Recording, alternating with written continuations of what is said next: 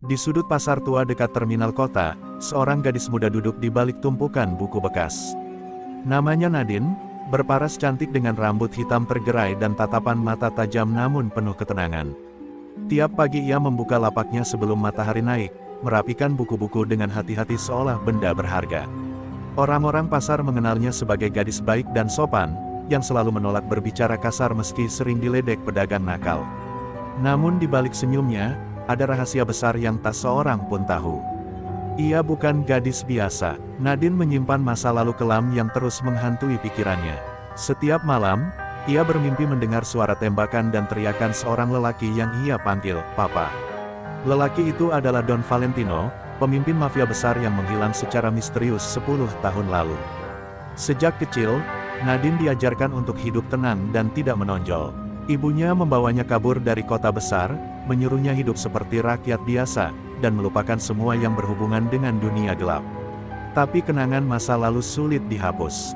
Di balik wajah lembutnya, darah seorang pewaris mafia tetap mengalir kuat. Suatu pagi, ketika ia sedang menata buku-buku bekas di lapak, datang segerombolan pemuda jalanan. Mereka berpakaian lusuh, dengan tato di lengan dan mata liar penuh niat buruk. Salah satu dari mereka, pria berperawakan tegap dan keras wajahnya, melangkah paling depan. Dialah Bara, preman jalanan terkenal yang sering memalak pedagang di wilayah itu.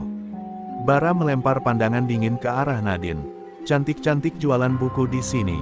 Tapi semua yang jualan di area gua, harus bayar uang keamanan. Nada suaranya datar namun mengancam. Pedagang di sekitar hanya bisa diam, tak ada yang berani menegur. Nadine menatapnya dengan tenang, lalu berkata lembut, "Saya tidak butuh keamanan, Bang. Buku-buku ini sudah cukup menjaga saya." Bara tertawa keras, merasa dilecehkan oleh jawaban itu. Ia melangkah lebih dekat, menepuk meja lapak hingga beberapa buku jatuh ke tanah. Namun mata Nadine tetap tajam, tidak bergeming. Seketika Bara merasa aneh, seolah sedang ditatap seseorang yang tak seharusnya ia ganggu. Ada sesuatu dalam tatapan gadis itu, sesuatu yang membuat hatinya berdebar, bukan karena takut, tapi karena firasat buruk. Dan di hari itu, tanpa sadar, Bara telah menyalakan api yang akan mengubah seluruh hidup Nadine dan dirinya sendiri. Hari berganti, tapi kejadian di lapak buku itu masih menempel di kepala Bara. Preman jalanan yang biasanya tak peduli siapapun kini gelisah.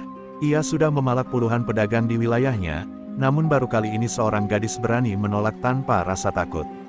Bara bukan sekadar preman sembarangan, ia mantan petarung jalanan yang disegani, punya reputasi keras, dan biasa menyelesaikan urusan dengan tangan besi. Tapi entah kenapa, menghadapi Nadine membuatnya ragu dan penasaran. Sore itu, Bara duduk di warung kopi dekat terminal, menghisap rokok sambil memandangi arah lapak Nadine. "Cewek itu siapa, sih? Kok berani banget ngelawan gua?" gumamnya pelan. Seorang temannya, Rido, menepuk bahunya sambil terkekeh. "Mungkin dia nggak tahu siapa lu, Bar. Atau jangan-jangan, lu mulai suka sama tuh cewek." Bara mendengus, "Gila lu. Cewek begitu harus dikasih pelajaran, biar tahu aturan jalanan." Tapi dalam hatinya, ia tahu, kata-kata itu cuma alasan. Menjelang sore, Bara akhirnya berdiri. Ia berjalan menuju lapak Nadine dengan langkah berat, disertai dua anak buahnya. Saat tiba di sana, Nadine tengah menutup lapak dan mengikat tumpukan buku. Melihat Bara datang, ia hanya melirik sebentar tanpa ekspresi takut. "Mau beli buku, Bang?" tanyanya dingin. Bara menahan napas, tak menyangka gadis itu masih bisa bicara tenang seolah tak terjadi apa-apa kemarin. "Gua datang bukan buat beli buku," kata Bara tegas. "Gua mau kasih lu kesempatan terakhir. Kalau nggak mau bayar, gua yang bakal ngatur caranya." Ia menepuk meja dengan keras. Tapi Nadine tetap diam, lalu memungut satu buku yang jatuh, dan menatap Bara dalam. "Kau pikir dengan ancaman bisa buat aku tunduk?" Bara terkesiap, tatapan Nadine tajam seperti pisau. Seketika, satu anak buah Bara mencoba menarik tas Nadine, tapi dalam sekejap, gadis itu menangkis tangan pria itu dengan gerakan cepat dan akurat. Tubuh pria itu terpelanting ke tanah, terkejut dan kesakitan. Bara terpaku, ia melihat gaya serangan itu bukan sembarangan, terlatih, efisien, dan mematikan jika diteruskan. "Aku tidak suka kekerasan," ucap Nadine dengan nada datar, "tapi aku juga tidak suka diganggu." Ia menatap Bara sejenak lalu beranjak pergi membawa bukunya. Orang-orang pasar yang melihat kejadian itu mulai berbisik. Bara, yang biasanya selalu menang, kini hanya berdiri terpaku tanpa sempat membalas. Malam itu, di rumah kontrakannya, Bara tak bisa tidur. Ia terus mengingat wajah dan gerakan Nadine. Cewek itu bukan orang biasa, katanya dalam hati. Ia mulai curiga, mungkin gadis itu punya masa lalu yang tidak diketahui siapapun. Dan untuk pertama kalinya, Bara tidak lagi ingin menindas, ia ingin tahu siapa Nadine sebenarnya. Namun, ia tidak sadar bahwa rasa penasarannya akan membawanya masuk ke dalam dunia yang jauh lebih gelap daripada dunia jalanan yang pernah ia kenal. Dunia yang selama ini berusaha disembunyikan Nadine dengan segala kekuatannya. Malam turun perlahan di atas kota. Hujan rintik-rintik membasahi atap rumah kontrakan kecil tempat Nadine tinggal. Ia duduk di depan meja tua, membuka kotak kayu yang selalu disimpannya di bawah ranjang. Di dalamnya, tersimpan benda-benda yang menjadi pengingat masa lalu yang ia coba lupakan, foto keluarga yang sudah pudar, kalung berukir lambang singa bersayap, dan sebuah pistol kecil dengan ukiran huruf V di gagangnya. Nadine menatap benda itu lama sekali. Di balik wajah lembutnya, ia berjuang melawan ingatan tentang darah dan api yang dulu membakar rumahnya. Saat itu ia masih kecil, menyaksikan ayahnya ditembak oleh orang kepercayaannya sendiri. Ibunya menyeretnya keluar rumah yang terbakar dan berpesan, "Kau bukan siapa-siapa mulai hari ini, Nadine. Lupakan segalanya." Tapi bagaimana mungkin seseorang melupakan darahnya sendiri? Di luar, angin malam berhembus. Tiba-tiba terdengar langkah kaki mendekat dari gang sempit di belakang rumahnya. Nadine mematikan lampu dan berdiri siaga. Bayangan dua orang terlihat di balik jendela. Mereka bicara pelan, tapi dari intonasinya, jelas bukan orang baik. Salah satu berkata, "Kita pastikan aja, dia cewek yang dimaksud Rico." Nama itu membuat tubuh Nadine menegang. Rico, serigala, musuh lama ayahnya. Saat pintu depan didobrak, Nadine sudah siap. Dengan gerakan cepat, ia menendang meja ke arah pintu dan menjatuhkan satu pria. Satu lagi mencoba menyerang, tapi Nadine memutar tubuh dan melayangkan siku ke rahang musuh hingga jatuh pingsan. Semua berlangsung dalam detik. Gadis penjual buku itu berubah menjadi sosok yang dingin dan mematikan. Setelah memastikan keadaan aman, Nadine memeriksa identitas penyerang. Di saku salah satu dari mereka terdapat kalung dengan lambang kepala serigala, tanda kelompok Rico. "Mereka sudah menemukanku," gumamnya lirih. Ia tahu hidup tenangnya telah berakhir. Sementara itu, Bara yang malam itu kebetulan melintas di sekitar gang mendengar suara gaduh. Ia melihat dua orang tergeletak di depan rumah Nadine. Ia mengenali wajah-wajah itu, anak buah Rico. Apa urusannya orang-orang serigala sama gadis itu? Pikirnya, ia menatap ke jendela rumah Nadine yang samar diterangi lampu kecil, dan hatinya bergetar aneh. Nadine muncul di pintu, menatap Bara tajam. "Kau tidak lihat apapun malam ini," katanya. Pelan tapi tegas. Bara mengangguk, namun dalam hati ia makin yakin, gadis ini menyembunyikan sesuatu besar. Mungkin lebih besar dari yang bisa ia bayangkan. Dan malam itu, di tengah hujan dan darah, Nadine sadar, darah mafia dalam dirinya tak bisa dihapus. Ia sudah berusaha jadi gadis biasa, tapi dunia lama telah menemukan jalan kembali padanya. Pagi itu, sinar matahari menembus tirai lusuh rumah kontrakan Nadine. Ia belum tidur semalaman. Di meja, pistol tua ayahnya tergeletak di samping tumpukan buku. Matanya sayu tapi tajam, pikirannya masih memutar kejadian malam tadi. Dua orang suruhan Rico datang mencari dirinya. Itu artinya, masa lalu yang selama ini ia sembunyikan mulai terungkap. Nadine membuka sebuah buku tua bersampul hitam. Bukan buku biasa, tapi buku catatan rahasia ayahnya, Don Valentino, bos besar kelompok mafia, Valen Noir. Di dalamnya tertulis kode, nama-nama, serta catatan pengkhianatan yang dulu menyebabkan kehancuran keluarganya. Saat jarinya menyentuh halaman terakhir, Nadine melihat tulisan tangan sang ayah, "Jika kau membaca ini, berarti mereka telah datang. Ingat, darah Valen Noir bukan untuk kekuasaan, tapi untuk kehormatan." Air mata mengalir di pipi Nadine. Ia teringat malam kebakaran itu. Ledakan mengguncang rumah mereka, dan ayahnya berteriak agar ia kabur bersama ibunya. Dari balik tirai api, Nadine masih melihat sosok Rico, serigala, menodongkan pistol ke arah ayahnya. Sejak hari itu, ia bersumpah akan hidup tenang, tapi sumpah itu kini terasa mustahil. Di sisi lain kota, Bara duduk di rumah kosong yang dijadikannya markas. Ia memandangi kalung berbentuk kepala serigala yang ia ambil dari salah satu pria yang pingsan tadi malam. Nama, Rico, bukan nama asing baginya. Rico pernah jadi penguasa jalanan di daerah pelabuhan sebelum menghilang. Kalau Rico turun tangan, berarti ini bukan urusan kecil, pikir Bara. Rido, temannya, menatap Bara bingung. Lu kenapa, Bar? Sejak kenal cewek penjual buku itu, muka lu kayak orang mikirin dunia. Bara menatap kosong keluar jendela. Gua cuma ngerasa, dia bukan orang biasa, Rit. Cewek itu punya sesuatu yang orang lain cari. Dalam hati, Bara tahu, apapun rahasia Nadine, ia sudah terlanjur ingin tahu, bahkan kalau itu berarti menantang dunia gelap. Sementara itu, Nadine mulai merencanakan langkah selanjutnya. Ia tahu Rico tak akan berhenti. Ia juga tahu satu-satunya cara bertahan adalah menghadapi masa lalu yang selama ini ia hindari. Di laci mejanya, tersimpan alamat lama, tempat persembunyian ayahnya dulu di pelabuhan utara. Sebelum berangkat, Nadine berdiri di depan cermin kecil, memandang bayangan dirinya. Kau bukan lagi gadis penjual buku, katanya lirih. Kau darah terakhir Valen Noir. Di matanya, muncul api yang tak pernah ada sebelumnya, api keberanian, api pembalasan. Dan di luar rumah, Bara diam-diam mengikuti dari jauh. Ia tidak tahu kemana Nadine akan pergi, tapi nalurinya berkata, hari ini, ia akan melihat sisi lain dari gadis yang selama ini ia kira hanya penjual buku di trotoar pasar. Langit sore memerah ketika Nadine melangkah cepat menuju kawasan pelabuhan utara. Angin laut berembus kencang, membawa aroma asin dan karat besi dari kapal tua yang bersandar. Ia menatap bangunan tua di ujung dermaga, tempat persembunyian lama ayahnya, Don Valentino.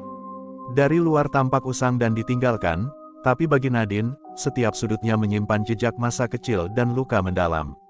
Ia melangkah masuk perlahan, menyingkap debu tebal di pintu besi. Ruangan itu masih sama seperti dulu, rak kayu berisi peti-peti besi dan selembar peta besar di dinding. Di tengah ruangan, Nadine menemukan simbol singa bersayap yang sama dengan kalungnya. Ia menyentuhnya dengan hati-hati, lalu berbisik, "Aku kembali, ayah." Tanpa ia sadari, seseorang mengikutinya sejak tadi. Bara, yang bersembunyi di balik peti. Ia tidak bermaksud mencurigai Nadine, tapi rasa penasarannya sudah terlalu besar. Ia ingin tahu kebenaran, namun, apa yang dilihatnya membuatnya terpaku. Nadine berdiri di bawah cahaya redup, memegang pistol dan menatap simbol mafia dengan tatapan dingin. Seketika, Bara sadar, gadis yang pernah ia pala itu bukan pedagang biasa. Ia pewaris dunia yang selama ini berusaha ia hindari, dunia mafia. Bara menarik napas panjang, berusaha tenang. Tapi langkahnya tanpa sengaja menendang kaleng kosong. Nadine menoleh cepat dan mengacungkan pistol ke arahnya. "Siapa di sana?" Suaranya tajam, penuh siaga. Bara mengangkat kedua tangannya pelan. "Tenang, Nat, ini gua." Nadine menatapnya penuh curiga. "Kau mengikutiku?" tanyanya. Bara menelan ludah. "Gua cuma mau pastiin lu nggak kenapa-napa." Nadine menurunkan pistolnya perlahan. "Kau seharusnya tidak ada di sini. Dunia ini bukan tempatmu, Bara," katanya dengan nada dingin. Bara mendekat beberapa langkah. "Mungkin, tapi kalau lu pikir gua bisa pura-pura nggak peduli, itu salah." Ia menatap Nadine dengan serius. "Lu udah bantu gua sadar, Nat. Gua capek jadi preman jalanan yang cuma nyakitin orang. Sekarang gua malah pengen bantu lu." Nadine terdiam.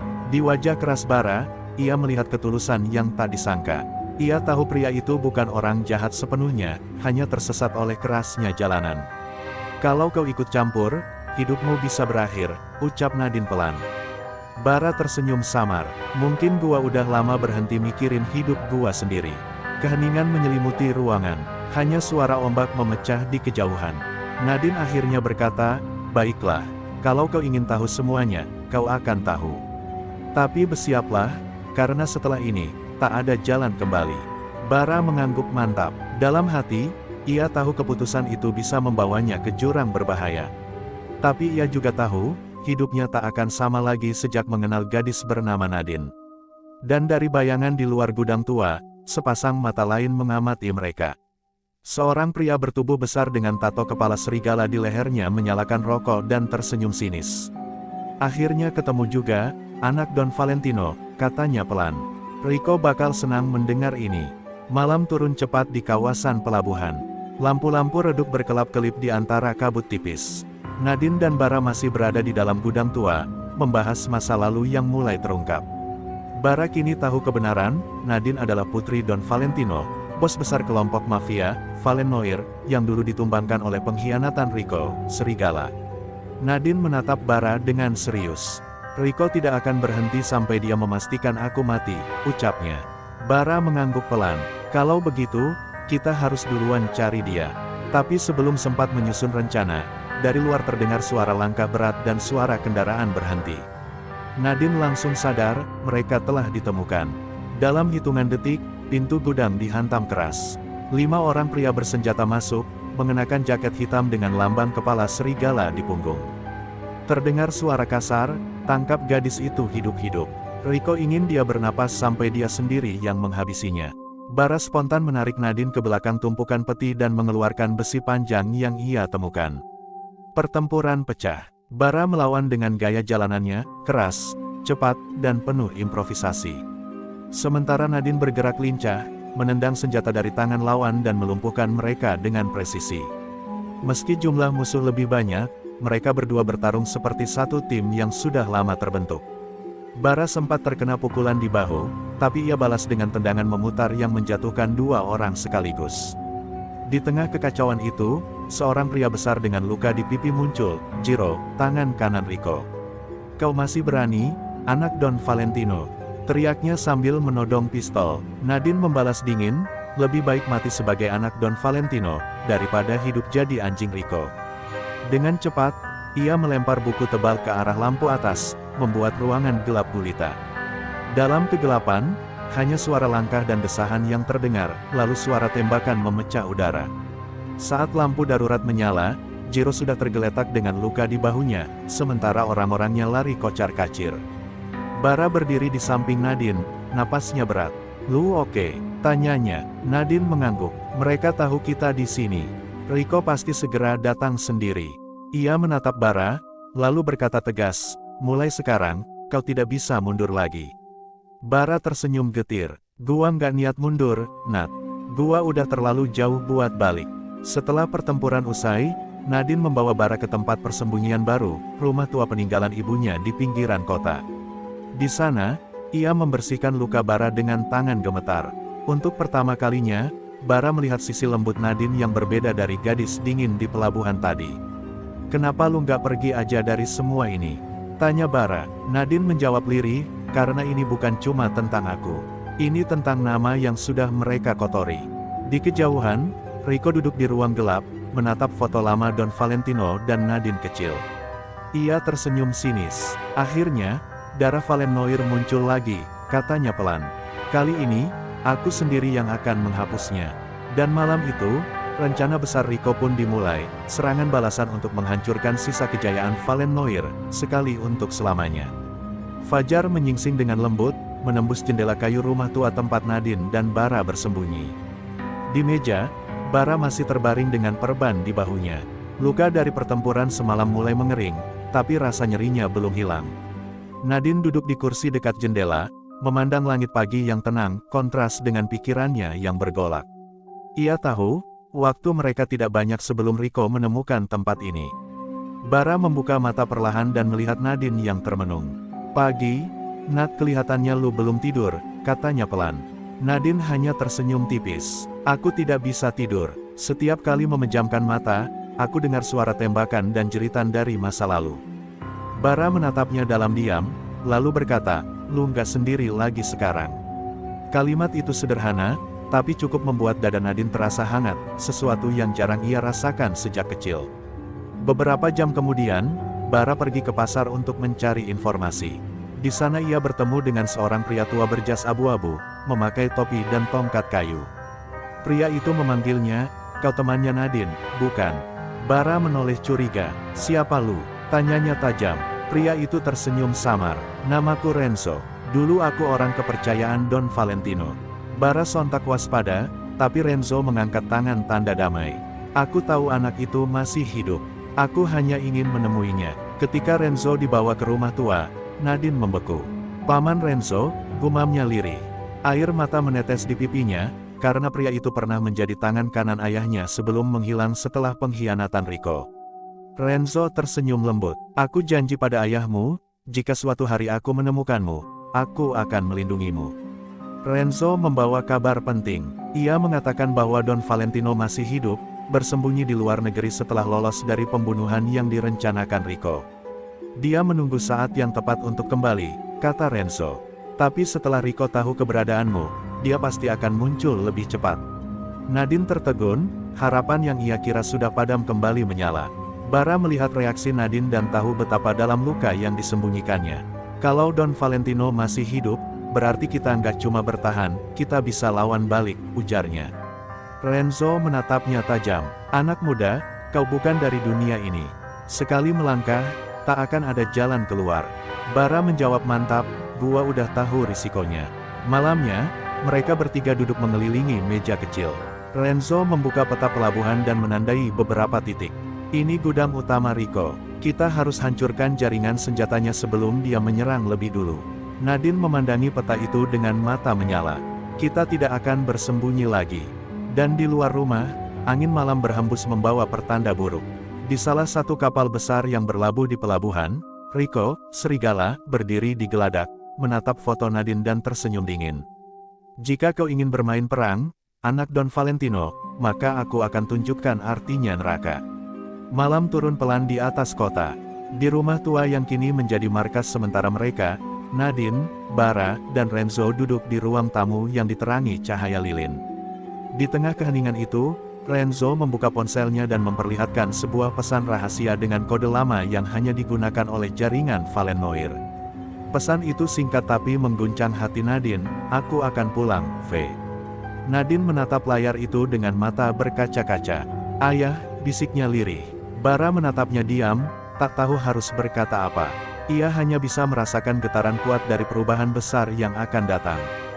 Dunia gelap yang selama ini tersembunyi, kini mulai bergeser menuju perang terbuka. Beberapa hari kemudian, kapal kargo asing berlabuh diam-diam di pelabuhan timur. Dari balik kabut, seorang pria berjas hitam turun dengan langkah tegas. Wajahnya tegas namun penuh luka masa lalu. Dialah Don Valentino, sang legenda yang dianggap telah mati. Dengan bantuan Renzo, ia menjemput Nadine di rumah tua itu. Saat ayah dan anak itu berpelukan, Bara melihat sesuatu yang belum pernah ia saksikan, sisi lembut seorang mafia besar yang hanya terlihat di hadapan putrinya. Maafkan ayah karena meninggalkanmu begitu lama, ucap Don Valentino dengan suara berat. Nadine menahan air matanya. Yang penting ayah masih hidup, jawabnya lirih. Tapi kebahagiaan itu tak berlangsung lama. Don Valentino tahu kedatangannya berarti perang akan segera dimulai. Rico tidak akan diam. Begitu ia tahu aku kembali, dia akan menggerakkan seluruh pasukannya. Bara menatap keduanya, lalu berkata, kalau begitu, kita harus nyerang duluan. Gua sama Nadine udah tahu markasnya di pelabuhan utara. Don Valentino menatap Bara dengan tajam, menilai keberanian pemuda itu. Kau bukan dari dunia ini, anak muda. Tapi aku bisa melihat sesuatu di matamu, keberanian. Bara menunduk hormat. Gua nggak mau jadi preman jalanan lagi, Pak. Sekarang gua cuma mau bantu orang yang gua percaya. Renzo menunjukkan peta yang mereka rancang semalam. Kapal utama Rico akan berangkat 2 malam lagi. Di dalamnya ada pengiriman senjata dan dokumen transaksi gelap. Jika itu berhasil digagalkan, Rico akan kehilangan kekuatan. Don Valentino mengangguk. Kita hancurkan dia di tempat yang dulu jadi saksi pengkhianatannya, dermaga hitam. Malam itu, Nadine mempersiapkan diri. Ia memegang pistol warisan ayahnya, sementara Bara mengenakan jaket hitam dengan lambang kecil singa bersayap di dada, simbol bahwa kini ia berdiri di sisi Nadine, bukan sebagai preman, tapi sebagai sekutu. Siap, Nat? Tanya Bara. Nadine mengangguk. Sudah saatnya menutup semua ini. Dan saat fajar menyingkap langit kelabu, 3 sosok, Don Valentino, Nadine, dan Bara, melangkah menuju pelabuhan dengan langkah pasti. Di kejauhan, kapal besar milik Rico, Serigala, sudah menunggu, dan perang terakhir antara masa lalu dan masa depan pun siap dimulai. Kabut malam menutupi dermaga utara, membuat bayangan kapal kargo besar itu tampak seperti monster besi yang sedang tidur. Lampu-lampu pelabuhan berkedip-redup, dan suara ombak bersahutan dengan desing angin dingin. Di balik tumpukan peti kemas, Nadine, Bara, dan Don Valentino bersembunyi, sementara Renzo memantau situasi dari jarak jauh lewat radio kecil. Rico punya sekitar 20 orang bersenjata di D utama, suara Renzo terdengar di telinga mereka. Kalau kalian mau menyerang, ini saatnya. Mereka sedang bongkar muatan. Don Valentino menarik napas panjang, menatap langit yang mendung. Inilah waktunya menebus dosa masa lalu. Ia menoleh pada Nadine. Kau di sisi kiri. Bara, jaga dia. Bara hanya mengangguk singkat. Begitu sinyal diberikan, ledakan kecil mengguncang sisi kapal, hasil kerja Renzo. Asap tebal mengepul, dan seketika suara tembakan pecah memenuhi udara. Nadine berlari cepat di antara peti kemas, menembak dengan presisi yang tak disangka dari seorang gadis penjual buku. Bara menutupi punggungnya, menghantam dua anak buah Rico dengan besi tua. Cepat, Nat, arahkan ke D utama. Rico muncul dari kabin atas, dengan mantel kulit panjang dan senyum dingin di wajahnya. Valentino, ternyata kau masih hidup. Suaranya menggema di tengah kebisingan. Don Valentino melangkah maju, menatap mantan tangan kanannya itu dengan tatapan penuh amarah. Kau mencuri semua yang kubangun, Rico. Tapi yang tak pernah bisa kau miliki adalah darahku, anakku. Pertarungan besar pun pecah. Bara berduel dengan 3 preman bersenjata pisau, sementara Nadine naik ke tangga kapal, mengejar Rico yang melarikan diri ke atas dek. Hujan mulai turun deras, membuat permukaan kapal licin. Nadine terjatuh, tapi dengan cepat bangkit lagi. Berhenti, Rico, teriaknya. Rico menoleh sambil tertawa, kau pikir anak perempuan bisa menggulingkan serigala. Namun sebelum Rico sempat menembak, peluru dari pistol Don Valentino menembus bahunya. Rico terhuyung, dan di saat itu Bara datang menghantamnya dengan pipa besi, menjatuhkannya ke lantai dek. Don Valentino mendekat perlahan. Semua ini berakhir malam ini, katanya pelan. Rico mencoba tertawa, tapi darah menetes dari bibirnya. Dunia gelap ini tak akan pernah benar-benar berakhir, Don.